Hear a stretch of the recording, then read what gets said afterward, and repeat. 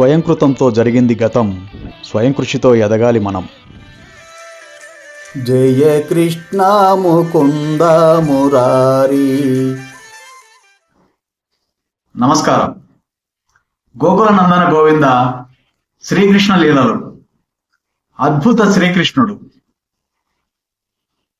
దేవాది దేవుడైన శ్రీకృష్ణుని ప్రభావము గాని అతని అసాధారణమైన లీలలు గాని తెలియకుండానే అమాయకులైన గోపబాలురు, బృందావన గోపులు శ్రీకృష్ణుని అద్భుత కార్యాలను చర్చించడం మొదలుపెట్టారు.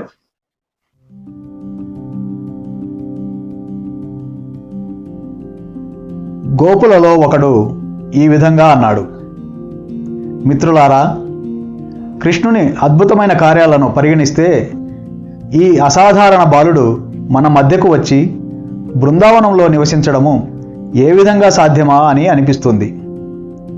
ఇది ఊహించండి, ఇప్పుడు ఇతనికి కేవలం 7 ఏళ్లు. ఒక్క చేతితో గోవర్ధన పర్వతాన్ని ఎత్తి పట్టుకోవడం ఇతనికి ఏ విధంగా సాధ్యపడింది? శ్రీకృష్ణుడు ఎటువంటి ప్రయాస లేకుండా గోవర్ధన పర్వతాన్ని ఎత్తాడు. కళ్ళైనా పూర్తిగా తెరవనట్టి శిశువుగా ఉన్నప్పుడే ఇతడు పూతన అనే రాక్షసిని చంపాడు. దాని స్తన్యపానం చేస్తూ ఇతడు ప్రాణాన్ని కూడా పానం చేశాడు. కాలము జీవుని హరించే విధంగా ఇతడు పూతనను వధించాడు. కేవలం 3 నెలల వయస్సులో ఉన్నప్పుడు ఇతడు ఒకసారి ఒక తోపుడు బండి క్రింద పడుకున్నాడు. అప్పుడు ఆకలితో తల్లి స్తన్యపానానికి ఏడుస్తూ ఇతడు తన కాళ్లను చాచాడు. ఈ పసివాని కాలితాపుకు బండి వెంటనే విరిగిపడి ముక్కలయ్యింది. ఇతడు కేవలం 7 ఏళ్ల వయస్సులో ఉన్నప్పుడు తృణావర్తుడు అనే దానవుడు సుడిగాలి రూపంలో వచ్చి ఎత్తుకుని పోయాడు. ఆకాశంలోకి ఎత్తుగా తీసుకొని పోయినప్పటికీ ఇతడు ఆ రాక్షసుని మెడను పట్టుకొని వేలాడుతూ వానిని నేల మీద పడేటట్లు చేశాడు.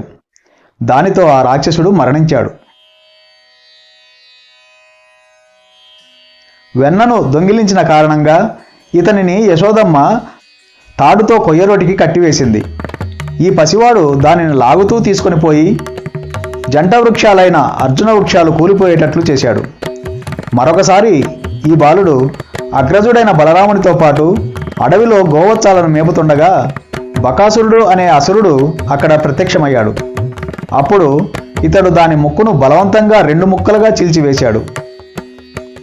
వత్సాసురుడు అనే దానవుడు తనను చంపే ఉద్దేశంతో తన దూడల గుంపుతో కలిసినప్పుడు ఇతడు దానిని వెంటనే గమనించి ఆ అసురుని వధించి చెట్టుపైకి విసిరేశాడు. ఈ బాలకృష్ణుడు తన సోదరుడైన బలరామునితో పాటు తాళవనంలో ప్రవేశించినప్పుడు గార్ధభ రూపంలో ఉండే ధేనుకాసురుడు వారిపై దాడి చేశాడు. కానీ బలరాముడు వాని వెనుక కాళ్లను పట్టి గిరగిరా తిప్పుచూ చంపి తాళవృక్షంపైకి విసిరేశాడు. ధేనుకాసురుడు గాడిదల రూపంలోనే ఉన్నట్టి పటాలంతో సహాయపడినప్పటికీ వారంతా చంపబడ్డారు. అప్పటి నుండి తాళవనంలో పశువులు, బృందావనవాసులు హాయిగా తిరగసాగారు. ప్రలంబాసురుడు గోపబాలురలో ఒకనిగా చేరినప్పుడు శ్రీకృష్ణుడే వానిని బలరాముని చేత చంపించాడు. తరువాత ఈ శ్రీకృష్ణుడే తన మిత్రులను, గోవులను దావానలం నుండి రక్షించాడు. ఇతడే యమునలోని మడుగులో ఉన్నట్టి కాళీయుని దండించి ఆ సర్పము యమునా నదికి దూరంగా పోయేటట్లు చేసి యమునా జలాలు విషరహితమయ్యేటట్లు చేశాడు. నందుని ఇంకొక మిత్రుడు పలుకుతూ, నందరాజా, నీ పుత్రుడగు కృష్ణుని పట్ల మేమెందుకు ఇంతగా ఆకర్షితులమవుతున్నామో మాకు తెలియదు. ఇతనిని మేము మర్చిపోవాలంటే అది అసాధ్యమైన కార్యమే. ఇంత సహజంగా మేమెందుకు ఇతని పట్ల అనురాగ పూర్ణులమయ్యాము? ఇదెంత అద్భుతమో ఒకసారి ఊహించు. ఒక ప్రక్క ఇతడు కేవలం 7 ఏళ్ల పసివాడు. ఇంకొక ప్రక్క గోవర్ధనగిరి మహాపర్వతము.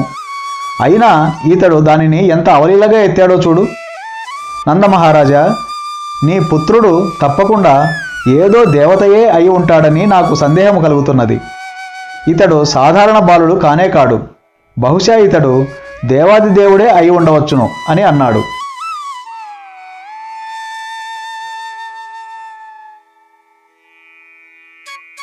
బృందావన గోపుల ప్రశంసలు వినిన నందమహారాజు వారితో పలుకుతూ, గోపాలులారా, మీ మాటలకు సమాధానంగా నేను గర్గముని చెప్పిన పలుకులనే మీ ముందు ఉంచుతాను.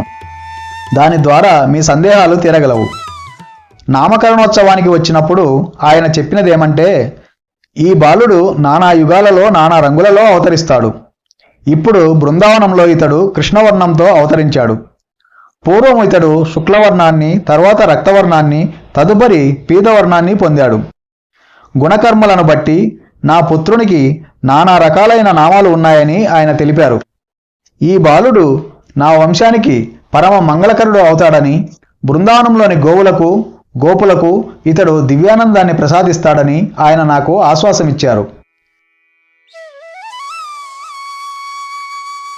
మనకు ఎన్ని కష్టాలు ఎదురైనా ఈ బాలుని అనుగ్రహంతో మనం వాటి నుండి సులభంగా బయటపడతాము.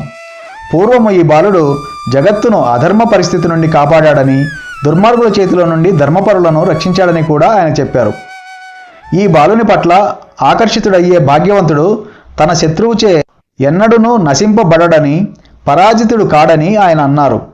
నా పుత్రుడు దివ్య సౌందర్యములోనూ, గుణంలోనూ, కర్మలలోనూ, ప్రభావంలోనూ, ఐశ్వర్యంలోనూ అచ్చము విష్ణువులాగానే వృద్ధి చెందుతాడని, అందువలన ఇతని అద్భుతమైన కార్యాలకు మనం ఆశ్చర్యపడవద్దని గర్గాచార్యుడు ఆ విధంగా నిర్ణయించి చెప్పారు. అప్పటి నుండి ఈ పిల్లవాని అద్భుతమైన కార్యకలాపాలను మనం నిరంతరము చూస్తూనే ఉన్నాము.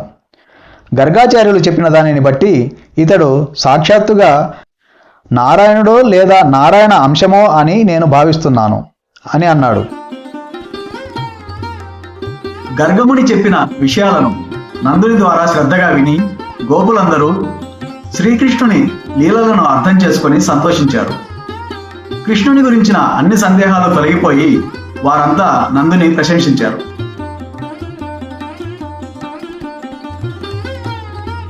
వారంతా పలుకుతూ, దయామయుడు, పరమ సుందరుడు, కరుణామయుడు అయిన శ్రీకృష్ణుడు మనల్ని రక్షించుగాక.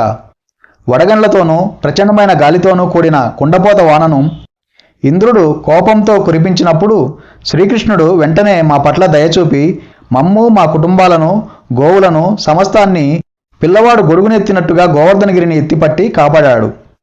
మమ్మల్ని అతడు ఎంతో అద్భుతంగా రక్షించాడు అన్నారు. ఆ విధంగా వారిని, వారి గోవులను కృష్ణుడు దయతో వీక్షిస్తూ ఉండాలని, అద్భుత శ్రీకృష్ణుని రక్షణలో వారంతా ప్రశాంతంగా జీవించాలని వారు కోరుకున్నారు. జయ కృష్ణ ముకుంద మురారి